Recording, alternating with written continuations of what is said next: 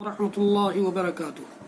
بسم اللہ الحمد للہ والصلاة والسلام علی رسول اللہ ومن تبعہ ووالاہ وبعد۔ محترم ناظرین و سامعین، اسلامی بھائیوں، دوستوں، عزیزوں، ماؤں اور بہنوں، قرآن سیکھو سیریز کے اس ویڈیو میں آپ سب کا خیر مقدم ہے۔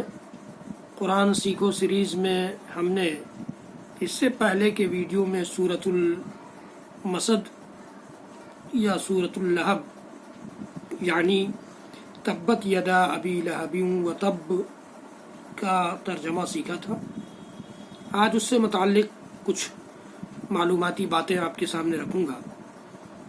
اس کے شان نزول کے سلسلے میں اس کے یہ آتا ہے کہ جب اللہ کے نبی صلی اللہ علیہ وسلم کو وَأَنذِرْ عَشِيرَتَكَ الْأَقْرَبِينَ، اپنے قریبی رشتہ داروں کو اللہ کے عذاب سے ڈرائیے اور انہیں اسلام کی طرف بلائیے، یہ حکم جب آپ کو ہوا تو آپ نے صفا پہاڑی پر چڑھ کر یا صباحا کی آواز لگائی۔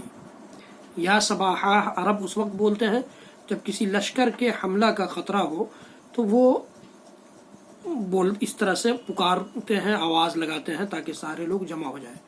جب آپ کی اس پکار پر سب لوگ جمع ہو گئے تو آپ نے فرمایا کہ بتلاؤ، اگر تمہیں میں یہ خبر بتاؤں کہ اس پہاڑی کے پیچھے ایک لشکر کھڑا ہے جو تم پر حملہ آور ہونا چاہتا ہے، تو تم میری تصدیق کرو گے؟ انہوں نے کہا کیوں نہیں، ہم نے آپ سے کبھی جھوٹ کا تجربہ نہیں کیا ہے، آپ تو سچے ہیں، صادق ہیں، امانت دار ہیں، آپ جھوٹ تھوڑی بولیں گے۔ تو پھر اللہ کے نبی صلی اللہ علیہ وسلم نے فرمایا کہ میں تمہیں ایک بڑے عذاب سے ڈرانے آیا ہوں، اگر تم کفر شرک میں مبتلا رہے تو تم اللہ کے بڑے عذاب کے سزاوار قرار پاؤ گے۔ اس پر ابو لہب نے پکارتے ہوئے کہا، ابو لہب بول اٹھا، تبا لک، کہ تیری ہلاکت ہو، تو نے ہمیں اسی لیے جمع کیا تھا، لہذا جمعتنا، جس پر اللہ تعالیٰ نے یہ صورت نازل فرمائی۔ تو یہ اس کی شان نزول سے متعلق حدیث ہے، صحیح بخاری کی حدیث ہے۔ تفسیر صورت تبت یدا کی تفسیر میں امام بخاری رحمۃ اللہ علیہ نے اس حدیث کو ذکر کیا ہے۔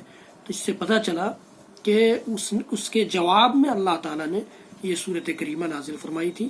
رب العالمین ہم سب کو قرآن کی صحیح سمجھ سے نواز دے، قرآن کے نشیب و فراز اور قرآن کے اتار چڑھاؤ سے واقفیت حاصل کرنے کی توفیق دے۔ حضرات گرامی، یہ ویڈیو آپ کو پسند آئے تو آپ اس کو زیادہ سے زیادہ لوگوں تک پہنچائیے، شیئر کیجیے، اپنے لیے میرے لیے صدقہ جاریہ بنائیے، میرے چینل کو سبسکرائب کیجیے، بیل آئیکن ضرور دبائیے، لائک بھی کیجیے۔ وصلی اللہ تعالی علی نبینا محمد وعلی آلہ وصحبہ وسلم۔